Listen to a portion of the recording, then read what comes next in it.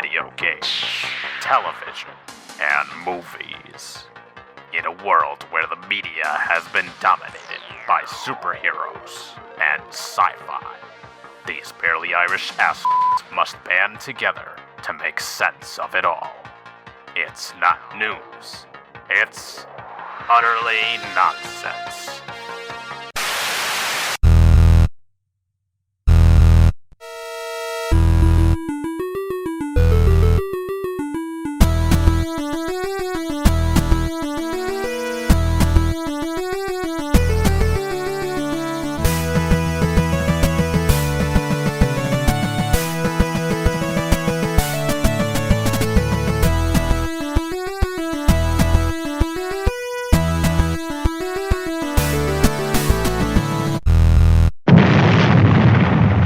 Ladies and gentlemen, this has been a long time coming. Episode 100. Get your drinks ready, kids, because, oh my god. It's been about 6 months since we talked about, the new DC slate under James Gunn. And it's been a bit of a mess, guys. Yeah, I have one question for all of you tonight. Yeah. And that question is, what the f*** happened to The Flash? Yeah. Many questions. I think that well encapsulates the last 10 years of DC media, specifically. So to be clear, we're talking about both the box office bomb that was 2023's The Flash, directed by Andy Muschietti, starring Ezra Miller, and the TV series that was on the CW for the last 9 years that 10 just years. gradually... No, wait, 10. You're right. Yeah, Never it started in mind, 2014, so 9 years. Jesus. That's gradually descended into being completely unwatchable. So... or was it always unwatchable? It was watchable for the first couple seasons, I'll give it that much, damn. Guys, I just have one question before we start here. Go ahead. What the happened to The Flash? What the happened to Jay Garrick? What the happened to Zoom? Who? Where the... Oh, yeah. We know what happened to fucking Zoom, buddy. Well, yeah. You mean he reappeared in the Flash movie, but also not really? No, because we were wrong in that fucking cameo bullshit. But I just saw a video... Yeah? One of these, I'm starting to think these comic book themed or related videos are just AI generated because they have like a text-to-speech sounding thing and it's just like the same stock transition animations. Well, anyway, I saw a video recently about the Flash movie and it had just come out like 2 weeks ago, which was after we made our video, which that article we read about Teddy Sears had already come out. And in that video, he asserts that was the guy who made the cameo in the movie. I'm like, buddy, do 5 minutes of research. I mean, I went that entire movie telling you guys that was him, and then during the after, the low res review, when I looked up that article, and I was like, oh wait, no, he's like, it just looks like me. The thing is, it's like shocking how closely it looked to Teddy Sears, and despite being like a completely, CG creation, it's like you have to imagine whoever was the visual artist who was sort of like responsible for that had at least some inspiration there. But like, if you did that, if it looks like Teddy Sears, but it's not Teddy Sears, and it's supposed to just be a stand-in for the Flash, who the f*** were you trying to make it then? Like, you have all these characters that could have been in that shot, but you chose an AI-generated look-alike? Well, yeah, AI sweeping the nation, Mike. You didn't hear already? Come on, bro. Get with the time. Yeah, I mean... So the thing is, Jesus Christ. and that was a big problem I had with The Flash, despite actually, enjoying the movie. Just so many of the cameos felt underwhelming in the grand scheme of things, right? Like, I was nauseated with the way they looked. Oh my god. I'm not even complaining about the CG here. I'm not even complaining about... I'm just saying, there could have been a lot more. There's been multiple actors who have played The Flash. Grant Gustin and, what's his name? John Wesley Shipp both could have made an appearance here, and they basically just decided not to include them for whatever reason. I'm sure neither of them would have cost too much to throw in there. It's just like, no, let's get dead Supermen and Superwomen in this. Yeah, that was unnecessary. Yeah, it's a weird choice. I felt uncomfortable for everybody. I was like, what the hell is happening? This is so weird. It was what we call a certified Warner Brothers moment. It was. That's the perfect way to describe it. I was like, I smell a lawsuit, but I don't know how. They cut out the Superman you wanted to see, and they gave you a bunch of Supermen that were dead. Nick Cage was worth it, though. That was hilarious to me. I will say that much. But the rest was like, what the hell? Yeah. Well, I mean, the Nick Cage cameo was genuinely my favorite cameo from the entire movie. But, that was, well, aside from Michael Keaton, but... That was pretty sick. I wouldn't really consider that a cameo since he was like... Is that a cameo if he's playing a main character? I don't think it counts as a cameo if he's, like, actually a main character in the movie, but reprisal, I guess, is the right word for that. George Clooney was more of a cameo than Michael Keaton, let's be real there in that aspect. Yeah, I mean, there were a few that could be considered. Yeah. So, look, I have a few notes here I wanted to go off on, since we're sort of focusing on the movie here. I literally have 4 pages I wrote about what to expect from The Flash when we first started talking about doing a What the Fuck Happened to The Flash episode 2 years ago. And... And I just found Ezra Miller's criminal record, so we're going to have fun tonight, folks. Yeah, so, I mean, I do want to talk about Ezra's record, too, because I think that's part of the reason why the movie bombed. Yeah, I have that loaded up on my phone, so I'm excited for that part the most right now. I'll digress for right now and shut up. I just want to say, first of all, my actual document here was called Notes About the Flash 2022. Jesus Why Christ. was it called Flashpoint previously? Why the name change? First of all, it was The Flash 2022. It was originally supposed to come out a year ago. Yep. And it's been delayed. Originally? Or do you mean like No, previously? When I wrote these notes, it was supposed to come out in 2022. But it's obviously been pushed back, like 5 or 6 times. I have a full breakdown in here, but... There was multiple. They were just like, well, it just got backed up again because the reasons production, Ezra Miller's, again, criminal record. You mean the plan where they were like, yeah, here's the year of DC. We have 4 movies coming out for you. And then they're like, here's 2 of them. Oh, yeah. And we still have no idea what we're doing, by the way. So at least when I wrote these notes, there was a rumor that Supergirl was going to be Lara Lane Kent, who would be the daughter of Lois and Clark versus, actually Kara Zor-El, as we see in the movie. At the time, we knew it wasn't explicitly confirmed, but they were sort of, leading people on to believe that. Even the outfit sort of monitors that comic-accurate suit for that version of the character. Michael Keaton, we knew was going to be Bruce Wayne and Batman. 2 years ago when I wrote these notes, we were sort of thinking he might be a future version of Batfleck, but it turned out to be an alt version. I thought they were going to go with the Thomas Wayne version of Batman in that one, so that was just like, oh, okay, but never mind. And I think that's why they sort of changed the name from Flashpoint, just to sort of make you think that it wasn't going to be exactly... that's what I was expecting right off the bat. I mean, there were definitely some similarities from the comic Flashpoint, but I mean, the actual movie is very, very different, very detached from, that version of events. It's a different universe, different Earth. Yes. See, I understand parallel Earth. I understand what DC did when they brought in Keaton. They were like, Spider-Man No Way Home is doing this, so why don't we also play off nostalgia and that? But I feel like it would have been a little bit more emotional if it had been Thomas Wayne, and if it had been God, I can't remember his name. I can't remember the one that played Thomas Wayne in BVS. And he was also Jeffrey Dean Morgan. Yeah, if it was Jeffrey Dean Morgan, I feel like he could have commanded a presence on the screen that Keaton only got from nostalgia. If they had wanted to go for the Thomas Wayne route. I will say, and I think I said this in the Low Res review too, I think, some of the best action scenes Keaton has as Batman, even including the, Burton films from the 90s, or 89 and 90. There was nothing wrong with Keaton's performance in this. It just didn't necessarily fit. It was definitely a nostalgia bait.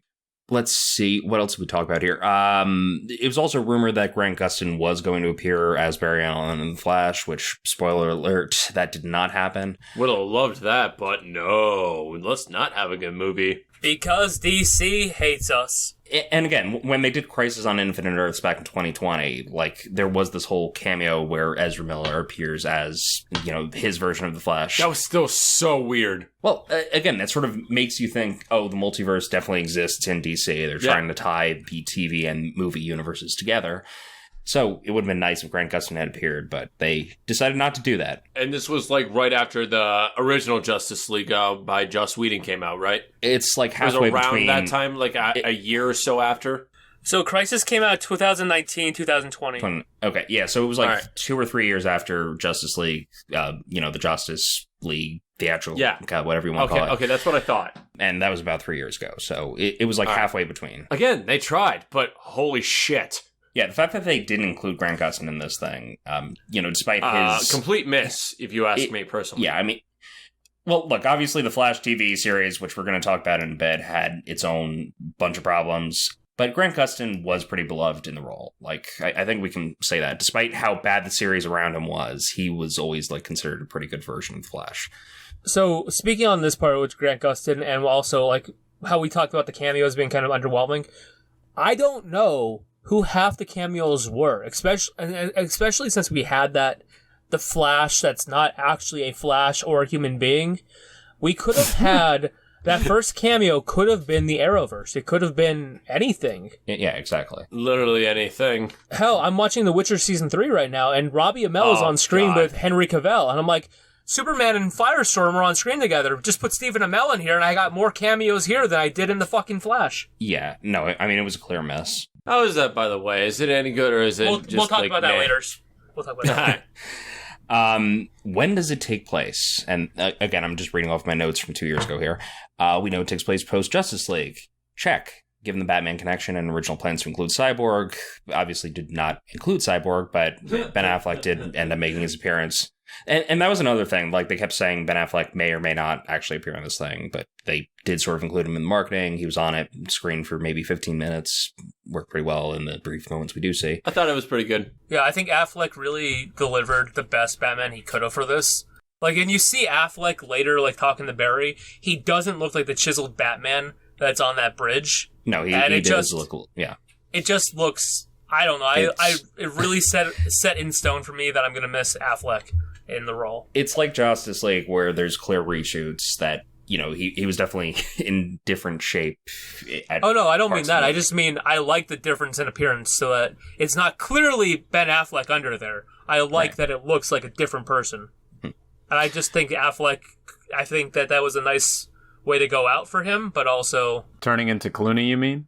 No, I meant, like, just his performance. Turning into Keaton, then Clooney. His scenes were a good way to go out. I thought they were very fitting for him overall, and I genuinely enjoyed, like, what I was able to see, because I was just, like, going into it, I was like, oh, I didn't even expect him to be in the movie at all. What do you mean? He was in the trailer! I didn't pay attention, dude. Yeah, so I did also want to talk about how the Snyderverse fits into this whole thing. I didn't make detailed notes about, like, actual references in movie, but... It fits in a strange, odd wax figure-like CG sequence in the Speed Force. Yeah, they did look like wax figures, dear Jesus. Now, does it fit in because Ben Affleck, Ezra Miller, and Gal Gadot are in it? Or does it fit in because it actually made sense in the current DC universe? Gal Gadot, you mean like for the fraction of a second Henry Cavill was in it? Henry Cavill was not in it. For like a fraction of a second, yeah, he is when he's running back in time and like CGI. Like, I thought they didn't show a face. No, I clearly saw his face when Barry was going back in time.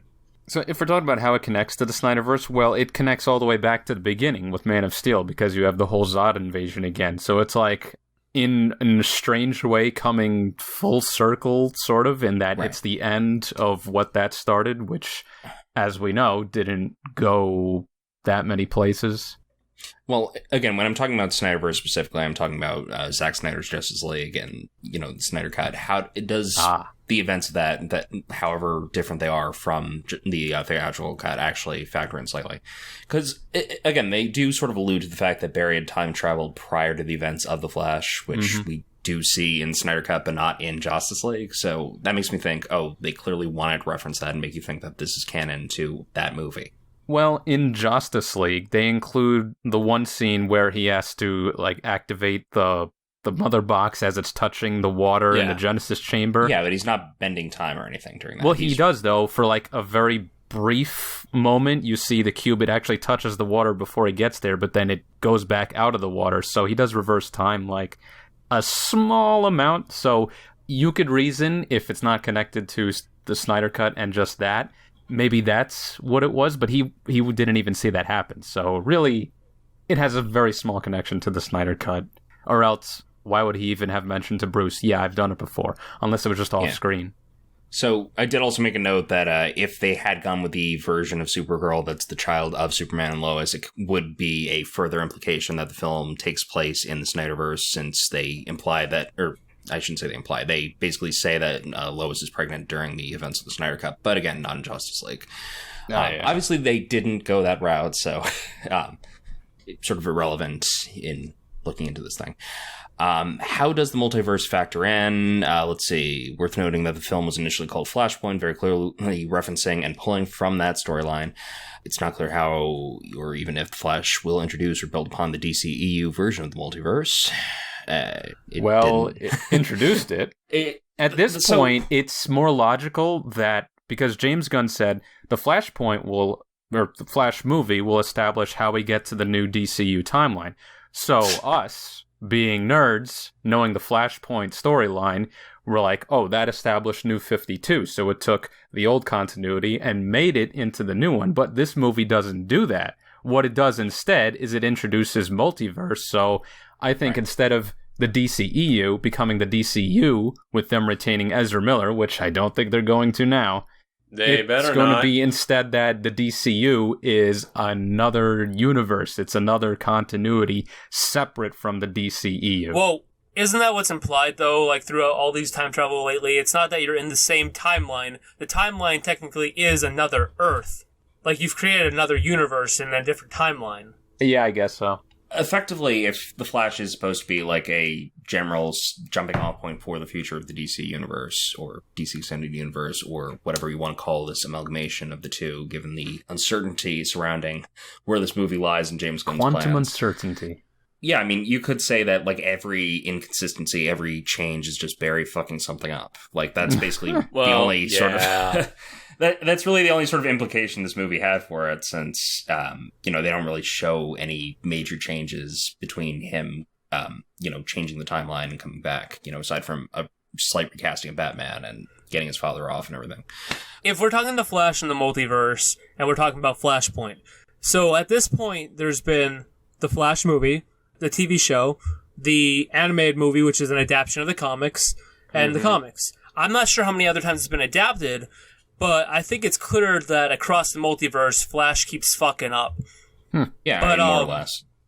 I mean, in every one of these, like, the TV show, it kind of ended like Barry's back in the universe, Cisco's brother's dead because of Barry, Frost, like, all these people kind of are retaining their powers from the Flashpoint timeline, but...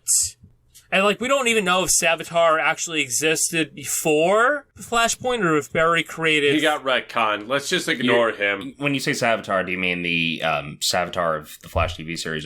Yeah, I'm talking about the TV show right now. Gotcha. Like, we don't know if that actually existed before Barry created Flashpoint or if Savitar is a result of the timeline of Flashpoint. But since we're talking about, like, setting off the new DC universe from this movie, in the original Flashpoint... Barry just kind of ends with Barry just handing the letter from Thomas Wayne to Batman. And then the next time we see these characters, it's a whole new universe. What happened to that Barry and that Batman? Yeah, hold up. Well, so, I mean, that is explored in the button by... Yeah, the button, but, like, what point does that actually happen in the New 52? Or is that, like, are they all, like, is it all erased suddenly? Yeah, so at least in the events of the button, they basically explain that, this timeline is supposed to be erased by Barry essentially going back and trying to change the events of Flashpoint so that he never saved his mother. Which, again, this does follow, the actual movie does follow that pretty closely. That's like the one thread from Flashpoint that the movie does, very clearly reference. And that's actually the one thing I have in my notes that, from 2 years ago that managed to come true here. That, him saving his mother is the catalyst that leads to the events of Flashpoint, that leads to all these changes.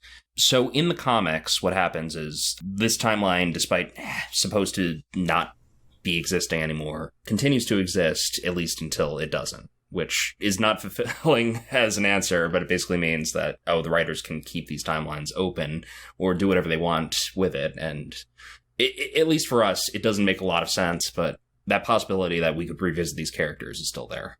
Okay, so just quick diverging off the TV shows to the comics book. Flash, the button. Don't they get back to the pre-52 universe through Rebirth? Like, after Wally comes back, doesn't they, like, kind of, like, bring back all the memories of the old universe? It brings back the memories from, like, their entire comic history. It's like they reason something about all the timelines have existed. I actually came up with a new theory for how, like, repetitive time travel works with, like...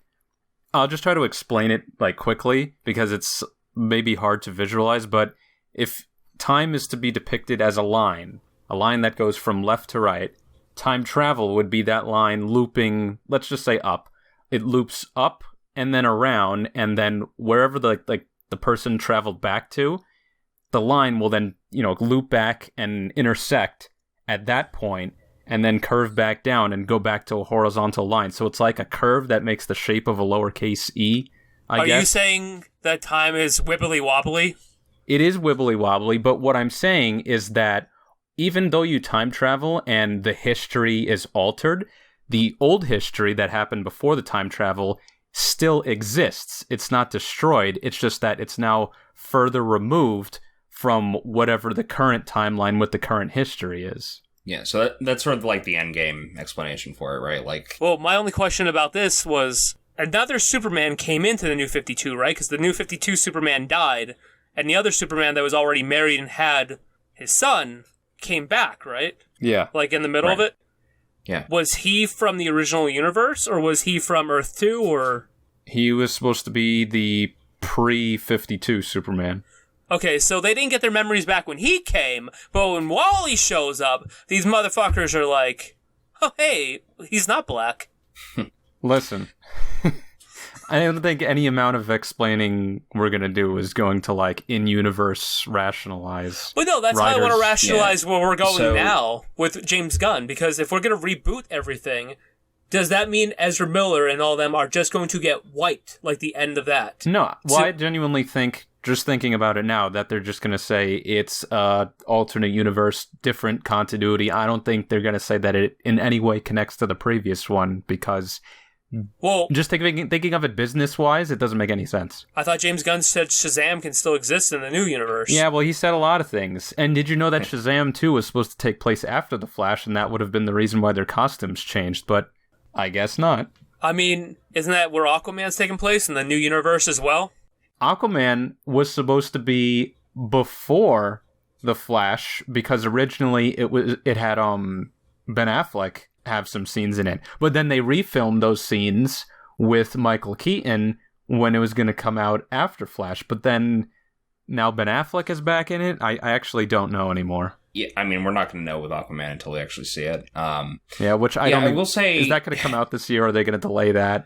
Probably. So, I mean, The Flash sort of gives it a pass because of just the way they tell the story. But if you read Doomsday Clock, the way they explain, basically any inconsistency in the greater DC universe is that all of these timelines sort of coexist and exist as we see fit, because you've got this grand creator who's actively changing things, and making the slightest changes causes these ripple effects, and these ripple effects don't erase the previous histories, but cause it to coexist in the same universe, which... Okay, I get it. You're talking about Warner Brothers, but... Well, I'm talking about Dr. Manhattan, but yeah, Warner Brothers in this case is the Dr. Manhattan of the DC Universe film version. Wow, we are really bringing it back to our beginning. It's a fucking mess, guys. Let's not think too hard about it. Well... So basically...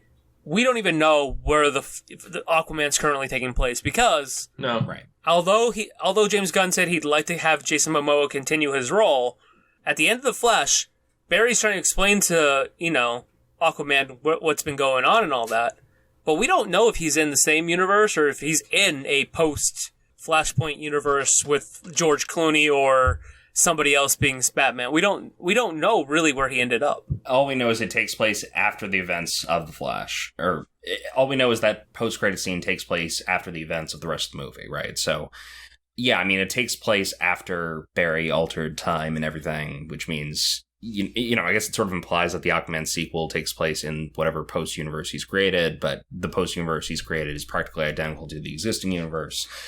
So... make of that what you will. But that creates problems for Blue Beetle, too. Because now Blue Beetle is coming out before Aquaman. So the thing is, Blue Beetle, James Gunn has basically said that's the official start of the DC Universe beyond Superman Legacy. Yeah, I don't really trust what he says anymore. No, I mean, I think he's basically just saying that to make people more invested in that, which, we're getting away from the notes I had written out. But as far as why the movie actually bombed, I think a big part of it is because, James Gunn made this announcement of the start of the DCEU. Yeah, absolutely. And because of that, basically everything prior to the actual start of the DCU sort of seems irrelevant to the fan base, right? Like, no one cares. what's the point of seeing a movie that has no stakes to the greater scheme of this universe that they've been building for the last decade? Well, like, he made that fate when he decided to say, like, nothing else is going to be part of the DCU.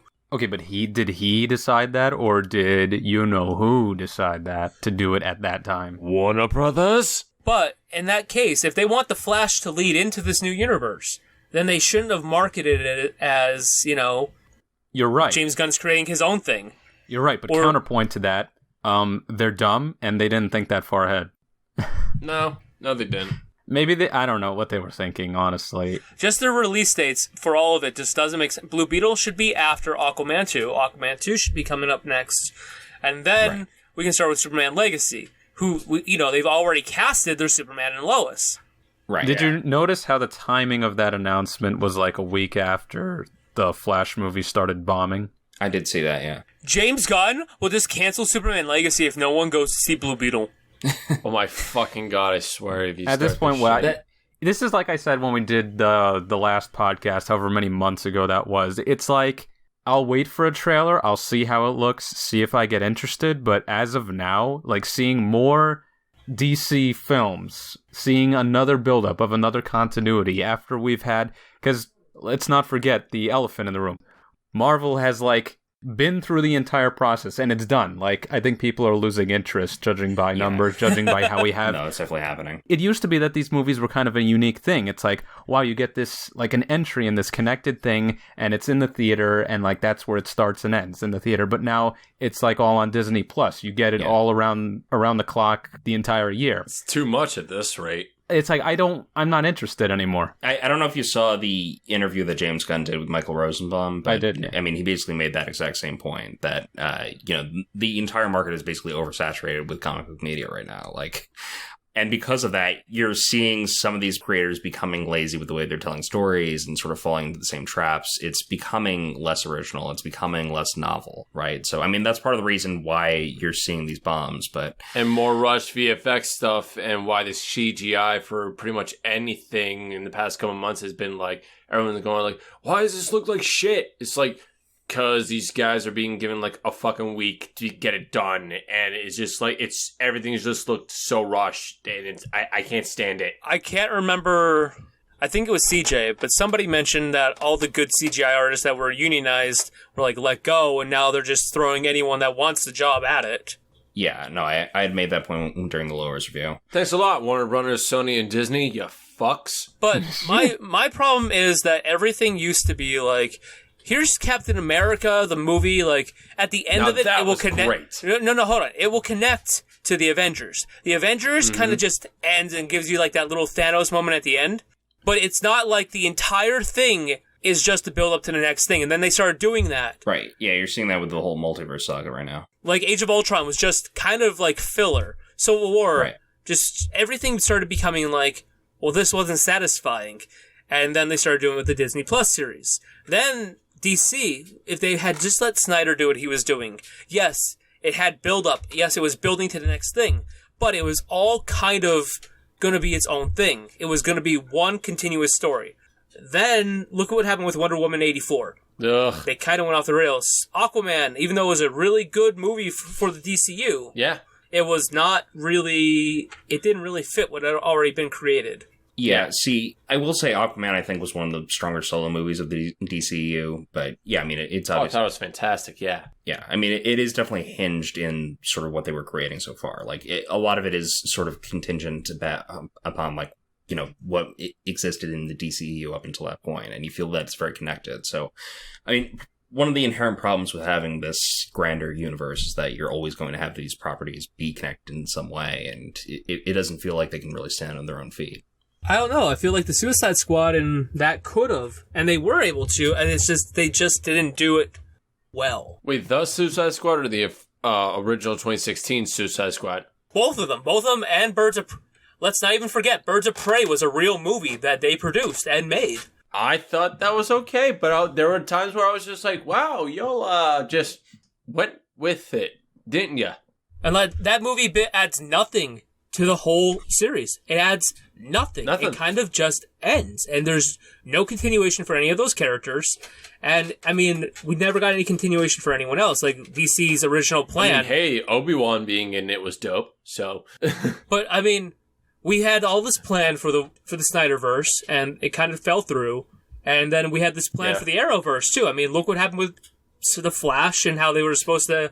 You know, it was supposed to be this whole Justice League thing going on, and then one by one, the Arrowverse shows just started dropping and dropping. Now we have Superman and Lois left, and it's not even part of the Arrowverse because they didn't want to be held back by what was already created. Well, as far as the CW Justice League plans kind of falling through, COVID happened like as Crisis was coming out, and I remember them listing that as a reason why they weren't going to do huge crossovers anymore, because it would just be too many people around each other. So they said, the next time we have a crossover, it's just going to be like Superman and Batwoman, which I think that didn't even happen. Because Batwoman got canceled before they could do that, baby. I don't even know. I think that's sort of what they were doing with the Red Death at the beginning of season 9. No, wait, no, it was supposed to be Superman, it was supposed to be Batwoman. Got canceled at season 3. Yeah. But then they went with Superman and Lois, which was not the same Superman that was in the Arrowverse. It's in its own continuity, as we know now. But we didn't get to that till the end of season 2, because they decided to string you along all that time. Yeah. They were like, here's Diggle. Yeah, that... And they're like... Make him a Green Lantern! Not!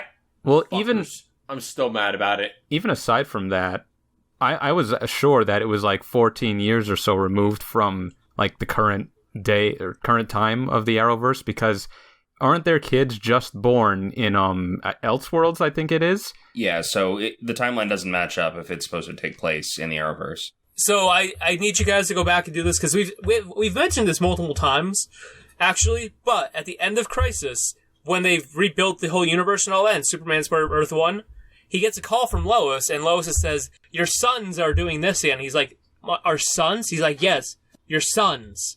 Like, they're older, because, like, it's a baby. Older Oliver that they encounter in Crisis that saves John. John's just a little baby, but at the end of Crisis, they're aged up because of the time. They did plan for it all to be one universe. Oh, all right. And then, I guess that Batwoman, Superman crossover didn't happen, so they're like, oh no, this has always been its own universe. And it's not even reflected in The Flash. Or, like, they could have done that. They could have mentioned it in the Titans multiverse scene. They could have mentioned it in the Flash movie. They could have shown it in The Flash. And I know we're just talking about The Flash, and we're talking about Superman a lot during this, but it seems like neither Flash really acknowledged that Superman exists, and they could have had a cameo. Something could have had a cameo showing that they were separate, and they're just waiting to write the show off so they can start their Superman legacy and start the whole new DC universe.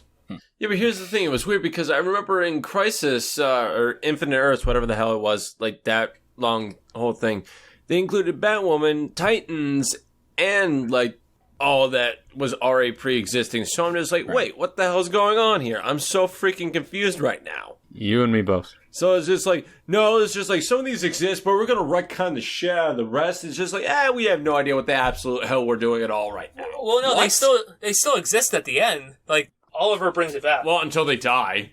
What do you mean? Because isn't at the end of it that they all, like, Oliver, when Oliver sacrifices himself, they're all attending on one Earth because, like, that's I remember what at they the think. end, like, Flash goes like... Earth Prime is one separate thing that's supposed to be, like, the main continuity of the DC television universe, or the Arrowverse, whatever you want to call it. But all of these other universes they're showing still exist in one form or another. This was just supposed to be a general reset for the Arrowverse up until this point. So, okay. Who saw the Oliver episode of season 9 of The Flash? Yeah, I saw it. I didn't see it, That's but... the wrong guy. So Oliver acknowledges, like, no, the multiverse still exists, and the whole multiverse is at risk if Ramsey is able to corrupt Wally. So... okay. Like, they waited 3 years to acknowledge that the multiverse still exists, but in Titans... Beast Boy actually gets to see Grant Gustin running on the screen, but at the end of Crisis, it's acknowledged through little cutbacks that all these Earths exist again. Like, Earth 2 is no longer the Earth 2 we knew, but it's the Stargirl's Earth. And Swamp Thing still exists, and Titans exist, and all of them are on their own Earth. 2011 Green Lantern. Is Stargirl still on, or did they eventually cancel that That's ended. That ended, which it was canceled prematurely. The only continuation of I liked that Stargirl one. is through Titans. So do you want to talk about why the Flash movie actually did bomb? And look, at the time that we're Is this talking where about we're this, inserting Ezra's criminal record? Because I'm pretty sure this is the perfect time. we'll get into it because I see there being three main reasons for why it bombed the way it did. All right, so let's make that the fourth reason. Let's talk about the primary three. I'm So, so ready first for of all- this. I'm sorry. I'm excited. CJ's ready. He has notes for this. So as of the time that we're recording this, the Flash movie has made $250 million approximately against a $220 million budget. Again, that's an approximate value. It was estimated to be between $200 and $220 million. So that's a 30 mil revenue. Well, that's not including marketing costs too. That's just production costs. Okay. So marketing for film movies is typically twice what you Not including see. marketing costs, not including theater cut, not including distribution fees, not including your mother's fee. So despite it making more than it cost to actually produce the movie, it's still considered a loss because of the marketing costs, because of the merchandising costs. Big loss. Basically, it's lost $200 million for Warner Brothers, according to initial projections. When they would expect for this, like they did with Dawn of Justice, Yeah. they're like, oh, that's an easy billion because we got Superman and Batman. Yeah, I mean, for this kind of movie, like a $500 or $600 million profit isn't like unexpected. So the fact that DC's Profit. not profit. Profit. Sorry. 500 Well- million profit is what they want because they wanted to make Right. $1 billion. That's what they want. But what I'm saying, I meant to say box office gross. But Okay. yeah, I mean, yeah, they obviously wanted it to make a $500 million profit. That's what they were projecting initially during, projecting. before being released. How much crack were they smoking? As of the time of this recording, it's lost approximately $200 million. Really, just yeah. I'm not gonna lie. At first, that's a shame. Really, it is because like I remember everyone being like so hyped 2 years ago about this being a thing. So it's just like, yeah, I get it, but it's like, okay, y'all do realize this ain't on us. So So, a couple months ago, I think CJ is the one who either shared it or John did, but there was an article where James Gunn was saying this was the best DC movie, Yeah. or the best superhero movie of all time. Like, he was really praising James this Gunn was movie. explicitly saying it was the best superhero movie ever made, which it's good. It's just, yeah, I mean, that's obviously an insane amount of praise to put on a movie that... It was tracking to make, like, $187 million in the first weekend. Like, they were like, oh yeah, it's gonna do so well, then they're like, a week later, they're like, oh no, maybe it's not gonna track so well. Then like, disappointing news, Flash fans, it's only tracking to make $71 million in the first weekend. And I think it made less than that. Yeah. Yeah, wasn't no, it at like didn't do- 4 yeah. million in the second weekend? It dropped off like 75% from week 1 to 2. So I remember it being super low, so I was just like, what the fuck? Because even though I was like, it was like maybe 2 weeks or so after it just came out, and I had seen it at the closest theater to me. I'm pretty sure there were like maybe 10 people in the theater total. see, you know, at least when John, Mike, and I saw it in Stroudsburg, it wasn't like completely dead. But I mean, opening weekend, you would expect a bigger, like, Yeah. any superhero movie I've seen in the past 2 years has been jam packed. This was like half capacity. Granted, it was at like a small local theater, but you know, it's weird to see how quiet it was. Yeah, and I also say, even in the one in my area, I go to a movie tavern that I just actually used to work at. Like that place is just like actually like a perfect location. So it's just like people go there like just randomly. But even like when it comes to like movies that just came out recently, they still like at least like get like 20-some people in there somehow. But it's like, what? This was like, I'd never seen something so dead. Yeah, I mean, you especially being outside of a major city, I like would have expected a bigger crowd if you were going opening weekend. Well, take a similar comparison. When you and I went to see No Way Home in my town, which is a small town. Yeah, that we were like way at the front, and this was like 2 weeks after it coming out.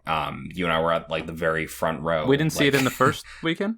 You did see it in the first weekend. We definitely didn't see it right away. I remember like waiting a bit. I'm pretty sure we did. Yeah, because we did in the car the same night. Yeah. Okay, well, either way, it was a jam-packed theater. We literally struggled to get seats. Right, and I'm in an area. I mean, it's the only theater. Whereas where we were in Stroudsburg, there is like a bigger one nearby. But either like way, 5 minutes in the opposite direction. Yeah. for No Way Home, which is I'd say a film with a comparable theme, packed. But of course, that's Marvel. Yeah. This is DC, where we already know, the general public already knows that all these movies don't matter. And then you have all the controversy with the main actor. But not even Keaton could get people in the seats. Small note from my thing real quick from where I was. Multiverse of Madness, pretty sure I saw that around the second weekend or something as well. Saw a little late. Jam-packed theater, and I was in the exact same theater. So, just saying there, when it comes to the comparison to two movies, I get where like there's completely different touted hypes and storylines involved, but it's just like, okay, I remember seeing people on Twitter losing their minds about this one, going like, what the hell is this and all that, because obviously they didn't watch WandaVision, but it's like, yeah, I get what y'all are saying here. So, it also, demographic, yeah, kind of counts, but it's also like, I mean, it really does depend. I just want to make a quick note about my theater quick. Sure. Guardians 3 didn't really have a big audience, even though it was probably one of the best MCU movies of the year. Spider-Verse, on the other hand, was completely packed. It was impossible to find a seat. It was overwhelming, and we didn't go the first night. We went at a very inoperable time on a Friday. So, like, clearly theater turnouts are changing depending on what's available and, like, what the audience actually wants to pay for. So, CJ, that was one of your main points for why The Flash didn't make so much, or is that one of your... Well, no, that was just a sort of rant. So my three main points, and I do want to go over this quickly. We can dive into each of these individually as we see fit. Three main points. First of all, Ezra Miller being just a scumbag, and I know Jack has the full breakdown of that, so he'll talk about that and exactly why Ezra Miller just completely destroyed his reputation in the past 2 years. Near constant transitions between creative talents, which I've got the full list here that we can go through from 2 years ago. We're going to have some freaking fun because I'm having a good time right now, and this has been enjoyable. Yes, Jack has been drinking. And finally, the disillusionment of Snyder fans, the establishment of the DCEU, I see as sort of being related to that. We did touch upon a lot of that so far, so I don't know how much we really want to talk about that. Can I add a fourth reason, CJ? Sure. I think it just didn't appeal to moviegoers. In general days, I think that, like Tobey Maguire, Andrew Garfield, Tom Holland, the people that went to see No Way Home had at least seen one of those Spider-Men previously. Or those villains. They had seen one of them or they were aware of them. You're trying to sell Michael Keaton from 30 years ago as Batman to an audience of anyone that's below... That never saw him as Batman. Probably, yeah. Either they did, or they're older and they did see him. But then you're also trying to slap a new Supergirl in there, along with a Flash that, outside of Justice League, didn't really have any build-up. So you're trying to make this movie centered on a character that just came off a TV show that's been, not doing great for years. And the audience is just very select, it's not Superman. Superman is a different character. Batman is a different character. The Flash isn't going to drag in as many people, especially when there's been no build-up for all these years to that movie. Yeah. Yep. It just didn't, I think it just didn't appeal. It's too little too late to connect it to any, it's the end. It's the end of a continuity, as we've been laboriously saying. So there's not even a hype that this is building off of something. Because remember, when I went down the list of original dates, when Man of Steel came out, 2013, The Flash, as a film, had a 2016 release date. But then Dawn of Justice, I think, if I remember correctly, was supposed to come out 2015. It was pushed back a year, and that is the first thing that establishes Barry Allen, when you see it on the little security camera footage. So obviously there could be a Flash movie then, and then, as I'm sure you'll talk about, all the creative differences pushed it further and further and further down the line until it comes out now, and everyone's like, who? What? Where? Yeah. So, Mike makes a really good point. Like, for general audiences who don't follow this deeply, who maybe didn't see the Snyder Cut, you don't know too much about this character, right? Like, it's been, how many years since Justice League? 6 years? Well, the TV show is popular enough, so they know the character. They know of the character and the general story beats, like he fights a yellow guy that looks like him. Well, okay, the Flash... I feel like the character is pretty well known. The Flash is not the same character as, like... Martian Manhunter, where you only know him if you watch the cartoon show or something. If you go to Walmart, you have Superman shirts, Batman shirts, Flash shirts. Everyone knows what the Flash symbol is. Right. It's one of those recognized symbols. You know who the Flash is by looking at him. You can say, oh yeah, that's the Flash. You don't say, oh, that's Quicksilver. Oh god, if I ever meet anybody that does that to me, I might, oh my god. And I think that's something that Marvel does really well that DC really doesn't as much, right? Like, they've been building this brand for a decade where you know every single character, you know every single iteration, you know every single thing they're up to, right? Yeah. Obviously it gets complicated in spots, but they've done a great job of actually building up these characters, making them multidimensional. DC really hasn't spent the time to do that. And part of the reason is because they've had all of these production delays and, just general failures with trying to establish the brand. But, I mean, Ezra Miller's Flash is not someone that I think a lot of general audiences had a great impression of going into the movie. I didn't even like him to begin with. Which again, I feel like he does pull off the role pretty well. I've always liked his version of the character, but good point. So I do want to go over the production delays before we talk about Ezra Miller's whole descent from the public eye, since that sort of is a little more recent than ever since his excursion to Hawaii. Mm-hmm. No, Iceland, buddy. Yeah, so let me just read this quickly because I have this whole detailed note section. I'm ready for this. So, first of all, Ezra was cast as the Flash in, they announced that he'd be playing the Flash in a solo film in October of 2014, which was... 2014? Jesus Christ, we were juniors? Well, we were juniors in high school at that point, not college. Not me and Sean, buddy. That's what I meant. Sorry, Jesus Christ. Jack and I were juniors in high school when they made this announcement. Or actually, seniors. Yeah, I graduated in 2015, so... 2015, same, yeah. Oh, wait, shit. Yeah, we were seniors. Oh, my God. Y'all old. We old. Right, so, they made this announcement literally a month after The Flash starring Grant Gustin aired, on television. So, at the time, I think a lot of people were thinking, why the fuck wouldn't they just include Grant Gustin in this role, since they literally just cast this guy as The Flash? And Ezra Miller at that point was not a household name. No one knew who this guy was. He really wasn't in anything until this point. He had a few indie films under his belt, but no one knew the name. So that was already sort of a questionable thing. It was rumored, but not confirmed, that Ezra would be appearing in BVS, which was released about 2 years after this casting announcement. Confirmed he would be appearing in Justice League in 2017. Casting garnered some mild controversy from DC fans, given that Grant Gustin had just begun playing the character. Yeah, that was definitely one of my complaints. Now, here's the complete timeline. October 5th, 2015, so about a year after he was cast, Seth Grahame-Smith is hired to write and direct The Flash, which is aimed to release March 3rd, 2018, approximately 3 years after the initial casting choice. At the time, the film had a story developed by Phil Lord and Chris Miller. You might know them as the guys behind the Lego Movie and Clone High, talented writers, comic sort of oriented thing. So, I mean, if there was a comedic tone to The Flash at one point, that's sort of where it was coming from. And fun fact, the Lego Movie in 2014 was the first time Wonder Woman appeared on screen in a movie. Oh, that's interesting. Yeah. April 29th, 2016, Seth Grahame-Smith departs the film due to creative differences, a sign of things to come. Summer 2016, production begins on Justice League, which will see the debut of Ezra Miller as the Flash. June 2nd, 2016, Rick Famuyiwa, who has since directed episodes of The Mandalorian, he also did True Detective, but I didn't write it in there, is hired to replace Grahame-Smith on the film. August 16th, 2016, news breaks after Justice League. Cyborg, Ray Fisher, will play a big role in the Flash solo film, which at that point was scheduled to come out March 16th, 2018. Oh, no!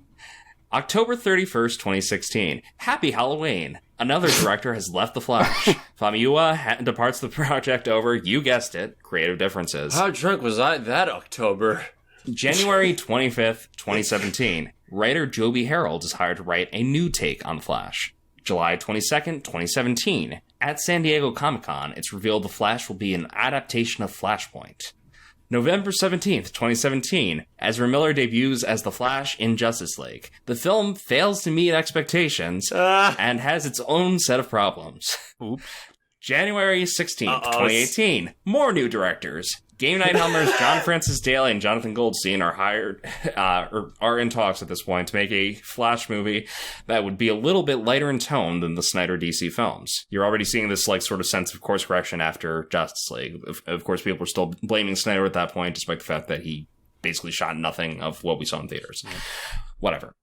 March 4th, 2018. Daly and Goldstein publicly acknowledged their deal, making it official. So that's a couple months after, they were initially projected to do it. June 13th, 2018. As expected with their hiring, it's revealed that Daly and Goldstein are using Back to the Future as their touchstone for their Flash film. Really? So they're basically using that as a jumping off point, which you get some sense of that in the final film, that was like an inspiration. So I can definitely see that inspiration. I kind of did get a vibe from it. Yeah, a little bit. That's the scene where, Michael Keaton is talking about the noodles, and he says, well, in that movie, they explain it as like a branch off point. But in this movie, it doesn't work like that. It works as an entirely different noodle being created completely. October 15th, 2018. The Flash movie is delayed about a year because lead actor Ezra Miller has to make the new Fantastic Beasts films. February 24th, 2019. Ezra Miller still seems confident his Flash movie will happen and be worth the wait. At this point, he was still using he, him pronouns, so it's not offensive to say that. March 16th, 2019. Ezra Miller reveals that he and writer Grant Morrison are working on a new, darker take on The Flash, which clashes with the direction the current film has taken. So wait. No, continue. I'm going to joke later.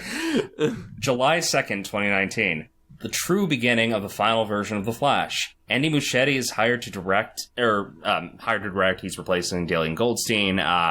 And Birds of Prey's Christina Hodson is revealed as the new writer of the film. The screenplay, that is. That was obviously a mistake. But this was before Birds of Prey came out, so no one knew how bad it was. Oh, thank God. December 11th, 2019. Another new release date for The Flash. This time, July 1st, 2022. January 9th, 2020. Muschietti confirms his Flash movie is still adapting Flashpoint, just in a different way, quote-unquote. Which, again, that sort of tracks with what we saw. Sort of Flashpoint, but very much different. This is incredible. This is like a bible of information just on this one mistake. I'm actually impressed with myself for writing all this. I feel like I'm living a lifetime right now, and just, oh my God. January 16th, 2020. Ezra Miller's version of The Flash shows up and meets Grant Gustin's Flash on TV. A huge moment in seeding a multiverse among DC's myriad film and television projects. I remember actively geeking to that because I actually genuinely thought that was cool. And I was like, really we're going to get his movie soon. Yo, I thought it was cool. Shut up. Well, no, it was cool. It was unplanned. They didn't tell anyone it was happening. Ezra that was actually really cool. It wasn't spoiled on Twitter that week. To that point, though, James Gunn has said that moving forward, he does want all of the series to be connected, film and TV, so that means it's going to be more like what the MCU has become, where initially they had Agents of S.H.I.E.L.D., which itself was supposed to be connected to the movies, but the movies were never connected to it. But now, with all the Disney Plus series, those are all connected to the movies, so I think that's probably the direction that Gunn wants to take it in, but we'll see if he gets that chance even. To his credit, James Gunn is trying to make this a little more interconnected than the Marvel Cinematic Universe, where, the MCU's never included gaming or any reference to the comics beyond just the actual source material. So, good on James Gunn for actually trying to expand on what was done previously and try to go above and beyond. But we're still, we haven't even touched the DCEU yet, so who knows if that's actually going to come to be. Where was I? April 20th, 2020. The release date for The Flash has moved up a bit, this time from July to June 3rd, 2022. Hooray! Didn't happen. Spoiler alert. Yeah, spoiler. Seriously. We graduated college before this movie was a thing. Jesus Christ. June 22nd, 2020. Michael Keaton is revealed to be returning to the role of Batman in the film, which gives fans the idea of the huge scope this movie will have. Didn't have a huge scope? Moving on. August 20th, 2020. Holy multiple Batman. Ben Affleck will also reprise his role as Bruce Wayne / Batman in the film. April 22nd, 2020. At an event called DC Fandom, the team behind The Flash reveals that its unique adaptation of Flashpoint will kick off a new version of the DC cinematic multiverse. October 3rd, 2020. Casting continues as Billy Crudup is expected to reprise his role as from Justice League as Barry Allen's dead in The Flash. He doesn't, but I don't know if I actually said that. Oh, yeah, I did say that later on. Just one thing. Would have been cool if they included that. Yeah. That scene in Justice League, now, Snyder shot this scene, but then it was, reshot to add a stupid joke by, with Ezra Miller on screen, but the original Snyder scene where Barry has a moment with his father in prison. So I just watched the first 2 episodes of The Flash just to prepare for this. I was going to watch the whole first season, but I really couldn't bring myself. But I understand that. In the first episode, he has a moment with John Wesley Shipp, and I could see the exact cues that Snyder took from that scene in the first episode of the TV show. They're like, they do the thing with the hand on the window. They have a very similar conversation where, I need you to let go. I need to know that you're going to be okay, that you're going to have a good life and not worry about me in here. So that's why it felt familiar. Good on Snyder and good on the showrunners for making a decent first episode. Okay. Yeah, right. Okay, so Billy Crudup, January 6th, 2021. Weird date. Moving on. Ray Fisher, who reportedly had a role as Cyborg in The Flash since 2016, is removed from the film. The culmination of a long public dispute between Fisher and Warner Brothers over conditions on the set of Justice League. Yeah. Racism. Again, not to interject too much, but this speaks to, WB basically just being a terrible company that doesn't understand how to run a universe. It wasn't just... just WB... Get your shit together. You guys literally set yourselves on fire. Yeah, was that insurance fraud, guys? Come on, just say it.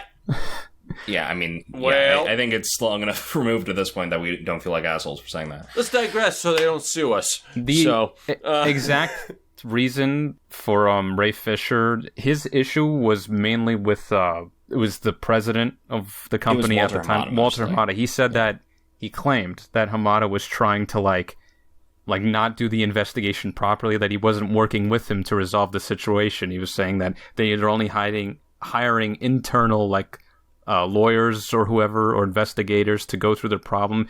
Basically, Ray Fisher had a list of demands. He wanted it all to be like third parties looking through the situation, but Hamada wanted to keep it all internal, and so that's where the whole disagreement was about. That sounds weird to me, but all right. Okay, so February 19th, 2021, as if things could get any bigger, it's announced that actress Sasha Calle will be playing Supergirl in The Flash and in future DC projects. Oh, really? In I future don't projects? think that's happening. What projects?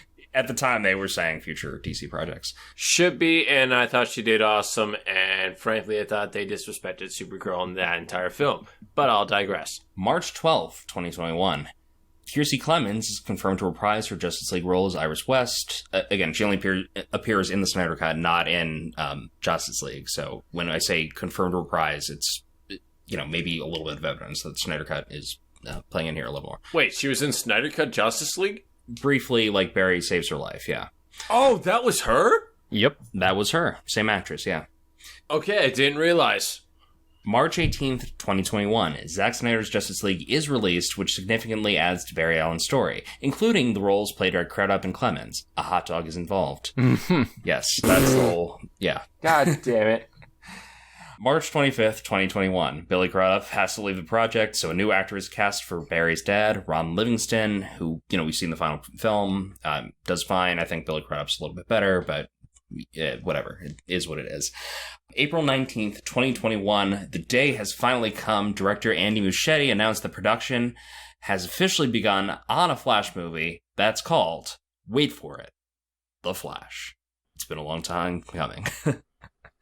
So I have this whole section, too, about how the Flash TV series ties in, which I think we covered at this point. So those notes you have, which very extensive, that's not even the end of it, because then, since the time, there was more. I wrote these notes in 2021, so this is just going up until that point. So it was delayed a couple times after that. Obviously, it got pushed back to 2023, which I didn't say here. There isn't much more that happens after that. But literally, I wrote this entire, multiple-page PDF document before any of the shit about Ezra Miller came out. That's right. You have 4 pages! That's true. 4 pages. None of it mentions that Ezra Miller is basically one of the worst human beings operating in Hollywood.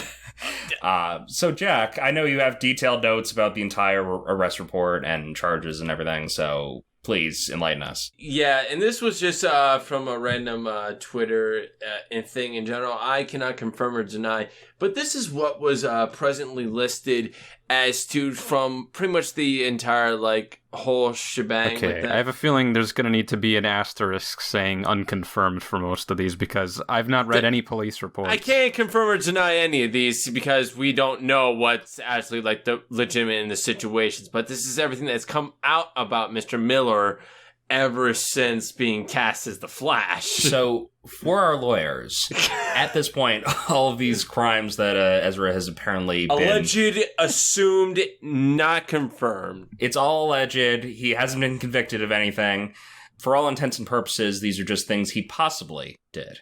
But, again, the public pretty much thinks he did all of this, which is part of the reason why the Flash movie failed. Jack, please continue.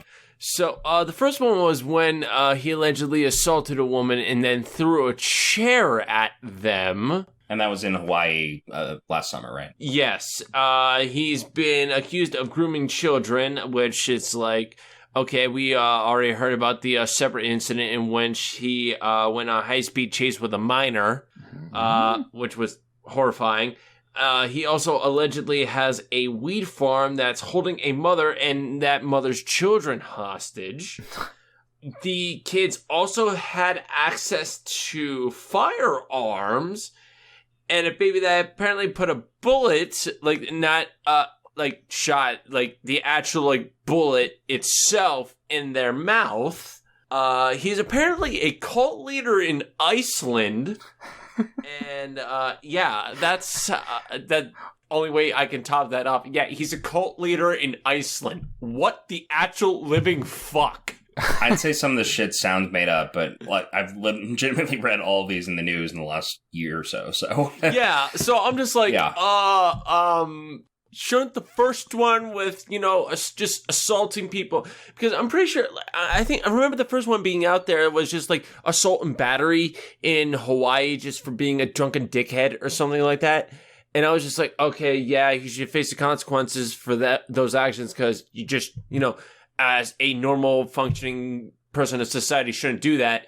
Meanwhile, Jonathan Majors gets an allegation and his career is already fucked. But all right. Look, you could call it a double standard, but I mean, it's different circumstances, like no matter how you're looking at it. It's a double standard no matter what, but it's still like, all right, if you actually did the shit, face the consequences, own up to it, be a goddamn adult, and get the hell out if you are still out of your mind, clearly. Yeah, so it is worth mentioning that at the time of this recording, he hasn't been recast. They've made no announcements that they're going to recast the role of the Flash. Same deal with Jonathan Majors as Kang, by the way. Like, he's still very much playing that role despite the allegations against him. So, yeah, I mean, first of all, it's been a year since a lot of this stuff came out. Like, it was like summer of 2022 when It's been well over a year for all of those things, yes, no matter what. But, so, like, do these stick? I have no idea. Is it true? We also have no idea. But it's just like there was just with how many were coming out in such a short time frame before the movie even came out. We were like, okay, hold up. What in the world is actually happening right now? Yeah, exactly. Yeah, I mean, the thing is, I don't think you can rule out the fact that all these incidents had some impact on how the public views Ezra Miller. There was also a video of when one of the accusations came out. Someone took a video of it, like it was just on that local news channel, and the person panned over their cell phone or whatever that they were using, and Ezra's just right the fuck there. Yeah, no, I mean, there's video evidence of him actually assaulting these people and doing that. Like, again, he hasn't been convicted of anything, but the evidence is pretty clear that he was like responsible for this shit. There's a clearly mentally unstable individual amongst us, and we hope they get the help they clearly need. The thing is, Warner Brothers launched in this whole PR campaign prior to The Flash coming out to basically rehabilitate Ezra's image and make him seem like a little less objectionable. Part of that involved him going through rehab and mental health counseling and everything. I don't think it's stuck. He still seems pretty unstable. All alleged. Of course, I'm not trying to get canceled again. Well, again, he did go for mental health treatment. That's been publicly disclosed. It's not... Well, that's good at least. Yeah. Yeah, I mean, they've been intentionally keeping Ezra out of the public eye. Like, even leading up to this film, there was absolutely no interviews with him prior to going up to it. He was completely out of the public eye.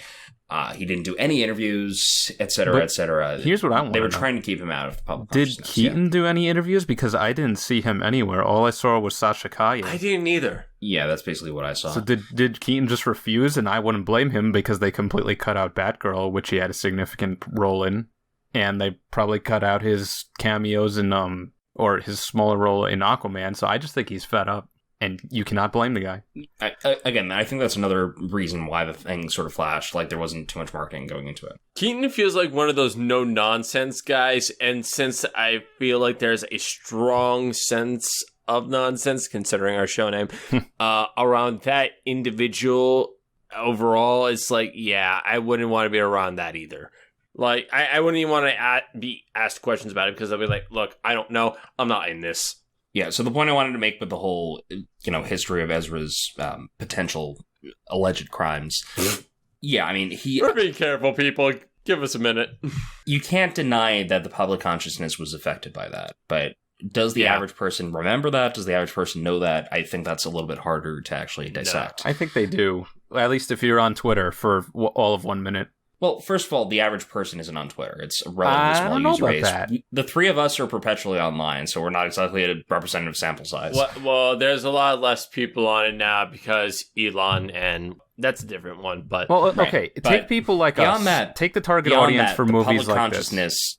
Beyond that, the public consciousness does not tend to remember shit from a year ago. Like, as a general rule, 6 months, I think, is the sort of cutoff point. We barely remember shit after 6 weeks, let alone 6 months. But that's the thing. No, but that's the thing wait I'm trying to say. I think the public does have a generally pretty short attention spans. I'm not sure if that would have contributed to that. But let's think about human nature for a second. What do humans love? We inherently love drama. We live for it. We breed it. Yeah. We revel in it. I think if it's something drama related, and more specifically something negative. Remember the most horrible, dramatic people of history more than anybody else, really, then yeah. Specifically, if it's something negative, it will be remembered. And if you think about the target audience for these kinds of movies, let's call it nerd culture just for the sake of argument. Those people tend to be more online. So I would say a larger part of the audience for movies like The Flash would be on Twitter more often. And if that's constantly getting brought up, then people aren't really going to forget about it. And it's going to continue to be a hindrance for the general image of the entire thing. Yeah, I mean, look, there's so many small factors that I think did factor into people not seeing this movie. And, you can't deny that Ezra's public persona was part of it. I'm just wondering if the average moviegoer would have been affected by that. I had to shut off so much of my brain from what I had read previously in order to watch this movie to give it a legitimate chance, because I was just every single time he was on the screen, I was just like, oh my god, I just so want to punch him in the goddamn face, because it was what I wanted to see more than anything. But I was just no, it was so hard for me to try to emulate with his character overall as a human being that clearly had went through more than a lifetime's worth of freaking trauma. But it was yeah, you know what I mean? You're saying despite the character, because I actually liked Barry Allen as a character in the film, but you're saying even well, he's talking more about Ezra. Yeah, I'm saying I'm talking everything more towards Ezra. Him as Barry, I was I was able to get actually younger Barry more than the present Barry that we were given. Still weird ass aspect to the movie, but it's just I guess you're saying even though you watched it, I was able to find some type of resonance in emotion with both of them at points, but it was hard for me to, because I was looking at a person I can't respect at all. Yeah, exactly. So even though you went to see it, all of that shit, all of that drama is still in the back of your mind, and it's hindering your ability to invest yourself in it, to immerse yourself in the narrative. And that's an issue. And that needs to be considered. That could be a reason why, again, we're seeing the numbers that we are. It's also me being a wrestling fan and there being wrestlers that I can't support or respect it at all either, because of, again, how they are as actual people, being just shitheads. So the thing, the first point I made as to why this probably did bomb was because of this whole transition and rebranding that DC's going through between changing the DCEU over to James Gunn's DCU. I think the only way we're going to really confirm that is to see how Blue Beetle does when it comes out, since that's supposed to be the official start of the DC universe, according to James Gunn. There should be something, don't get me wrong, but, it's just, I don't know. With what they did with this last one, I'm just like, fuck. I mean, they give half an effort in these upcoming movies, then I'll consider it an improvement. So the question I had was, is this box office bomb because of The Flash specifically, or because of the greater DC brand just falling apart? And I don't think that's something we can answer explicitly after just seeing this movie. I think we have to see other DC projects come out and see how general audiences react to that. Well, take Shazam 2. That really didn't make much. I didn't even see it. It made $133.8 million. That's not Was good. that box office gross or the actual profit? Bad. That's really That's bad. the worldwide box office gross as of like a week ago whenever I wrote up that note. Oh, so it grossed less than The Flash. Yeah. Well, So, yeah, that's not a good sign. yeah, so there's not even a momentum for it to go off of. Like with Marvel, just for some, back to that again. There are times when Marvel will have a momentum where they're building up to like a big crossover event that people are looking forward to, and the movies surrounding it will also do well. It's either like leading into or coming off of the hype of that. Then you have sometimes the like one-off movies or solo character sequels that people don't really give a shit about. Like there was the Eternals, didn't make that much. Shang-Chi didn't do awful, but it also didn't make that much. And now most recently you have Ant-Man and the Wasp Quantumania. That's a mouthful. And I don't think that made a whole lot either, but they're still doing better than DC movies are doing. So DC has, it just killed its momentum in multiple ways. You're not continuing the Snyderverse. You're making a whole new universe and saying these films don't matter, but they're still coming out. They've been delayed. Remember the year of DC, guys? Well, that got chopped in half, and now everything is getting dumped this year for some reason. Right. And then now you have James Gunn retroactively saying, no, this counts, this matters, but also we're doing all this new stuff. So, yeah. And your TV shows are being canceled left and right and ending. So, like, all around, the brand has been suffering. And for multiple, like, that's definitely a factor in it, aside from all the other ones we've been bringing up. Yeah, I mean, complete struggle to even keep up at this rate with all of it anyway. It's just like, oh my God, like I wouldn't even mind a year or two break at this point. Well, you had COVID. That's your only break. Well, we tried, guys. We tried. And you know what came at the end of COVID? Wonder Woman 1984. Yeah, have fun. No, that was still like very much during COVID. That was like released when HBO Max was still doing their monthly movies. I remember that happening during COVID. Like, what? Yeah, I mean, it was obviously one of the weakest movies in the DC Extended Universe, but even at that point, it was just like not even getting a full theatrical release. Pedro Pascal did great. I tried to like it very much, but it was just... Life is good, but it could be better. No one knows who Wonder Woman is. How was she able to convince the planet to give up the things they desired the most? I don't get it. Yeah, magic, it was just Jack. not a good movie, but that's beyond the point. I mean, that's obviously where Patty Jenkins was fired. Oh, God. Yeah, so, I mean, again, with all of this, I'm trying to look at it from a general audience perspective. Like, obviously, we're fans. We're following this pretty closely relative to the general population, but... you know, in a vacuum, if you look at any one of these individual movies, the shared universe is basically irrelevant, right? Like, you're looking at each of these in a vacuum, and ultimately the marketing just didn't sell the movie, right? Like, yeah, like, even the advertisements, I was just like, throughout the whole thing, I thought it was pretty weak.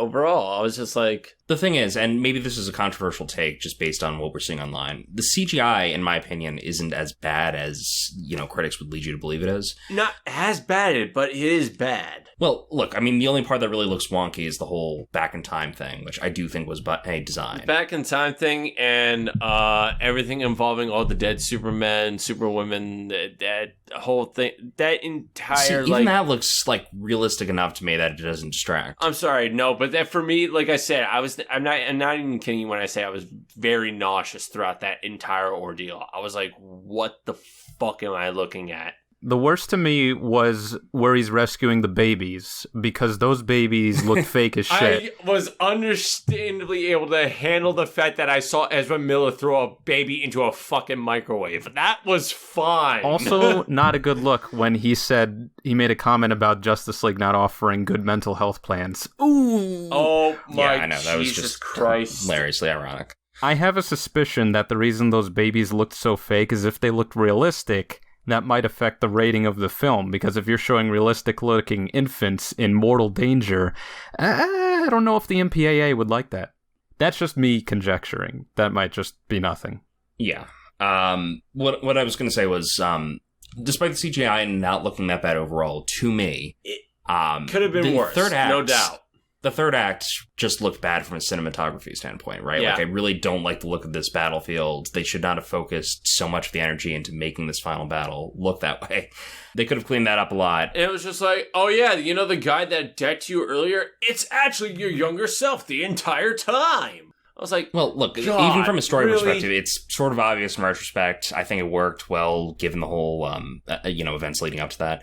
But yeah, I mean, just visually, the end, that whole battle scene thing gave me like Justice League vibes, where, they're in the third act in Eastern Europe or something.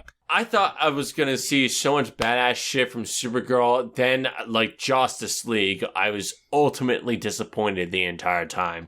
The first two acts of the movie work really well for me. Looks good. It's a good story. But yeah, just when they're getting to the final battle with Zod, I don't know if it's just the way it was carried out or if it could have been a little more epic looking, but something about it just fell off for me. And they focused so much on that in the actual trailers for this thing that I think it really did detract for general audiences. You had me thinking like Supergirl's gonna be like saving the day and like making sure like all the fools are taken care of like in the trailer. But it's just like, no, we're gonna make her look worthless. The thing is, like, what? It's a Flash movie, but they were hinging very heavily in marketing on both Batman and Supergirl being major forces in this. And they're both very minor in the grand scheme of things. Not even minor. They were just like, how fast can we kill these guys? So with Supergirl not doing, I guess, a whole lot, I can understand it from a story perspective, because she's still like, young, a teenager, maybe very young adult. And she's not a soldier. She doesn't have the combat experience that Zod does, so it goes without saying she's not going to be able to beat him ultimately. Now, as for the way it looks, then I think the trailer does exemplify this and why you look at it and you're not excited. There is like an aesthetic clash, because we have like a Call of Duty battlefield, all this gray and brown dust being kicked up, and guys in military uniforms.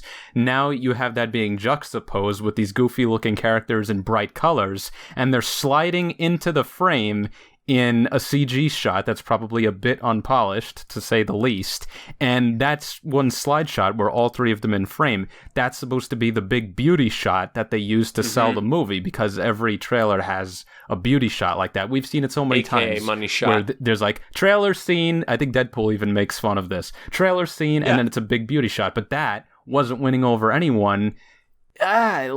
It's a big mess. It's a big mess. What can you say? There was so much opportunity to make the third act of that movie just like absolutely upstanding, very hard, like wrenching. Like they could have made that so much more.